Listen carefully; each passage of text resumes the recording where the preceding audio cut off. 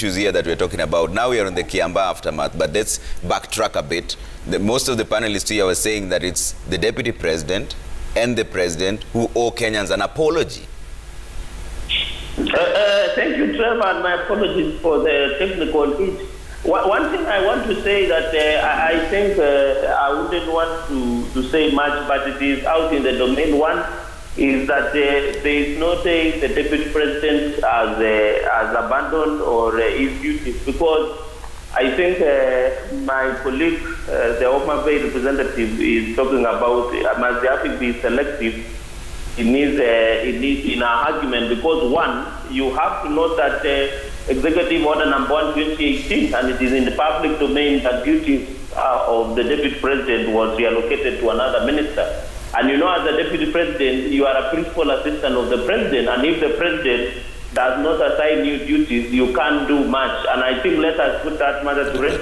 Secondly, the reason the deputy president says the ODM brigade, and I've heard her talking in a manner to demean the UDA party, which is okay. I wouldn't want to go to an emotive reaction. But what I want to say is that the ODM brigade, of course they are known for legalism and other things of men in black, is that they are the ones who distracted the president. You remember, and we owe Kenyans, and they owe Kenyans an apology when President Uhuru Kenyatta,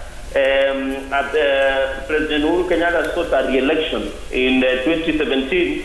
His biggest agenda was to finalize the promises he had made Kenya, and more so on the Big Four agenda on the legacy projects that he was supposed to deliver on the issue of industrialization, food security, among others. And that was the commitment, that was the covenant, and that was the reason President Uhuru Kenyatta was elected for 2017. He was supposed to deliver on the Big Four agenda. But when ODM came in guise or in pretext of a handshake, of course we always knew their handshake, they wanted power, and that is why they came with their new mantra, their new promises, by saying now, Trevor, that let us abandon the Big Four agenda, let us go to BBI, let us go to other irrelevancies that was not part of the covenant that President Uhuru Kenyatta did have with Kenyans. And that is the whole point, and therefore the Deputy President was right by saying they owe Kenyans apology, because after 4 years, we have been going to regular rallies, we have been going to BBI, they have been bashing everybody right, left, and center, and abusing everybody. And I think that the point we are trying, the Deputy President was saying, is that Kenyans, when they went to polls, they knew who had won. They knew who had promised them Big Four agenda. Up to today, it has not been delivered. What we have been doing is just pushing on the Big Four agenda, using the handshake to craft 2022 succession politics. And I think for the issue of corruption, I wouldn't, as the President said at some point, that if you have any complaints, just visit the DCI.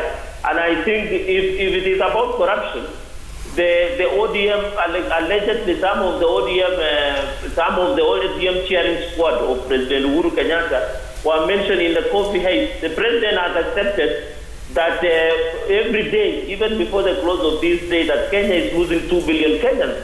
So what we should be telling the nation is that how many people are being prosecuted, how many people have been facing corruption cases, how many people that the DPP and DCI are prosecuted. And I think we have had this conversation for very long, and therefore just casting aspersion saying corruption is there, it doesn't make sense. The question is, what is the agency that was tasked to prosecute these court cases are doing about corruption?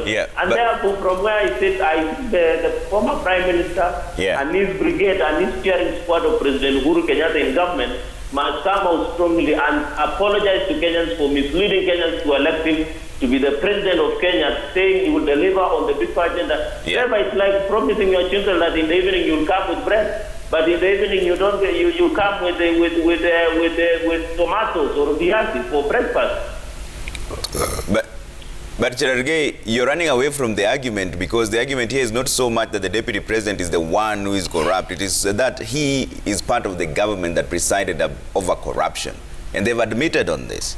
So it's not that he's not the one being accused directly. He's being accused because he's a leader. It's like yourself. You're a senator. Something goes wrong in Nandi, we expect you to take responsibility. But the deputy president is not the executive arm of government. That somebody who should make head role is President Uhuru Kenyatta. And you remember in 2014 or thereabout, was it 2015, when he came with the famous 100 list before the parliament, the president did mention and shame the people who were accused by the corruption. So at the end of the day, the buck stops to the president. Why would you want William Ruto to crack the whip and make head role about corruption? Yet he is not the president. You wait until he becomes the president after 20, then you can ask the same question. Okay.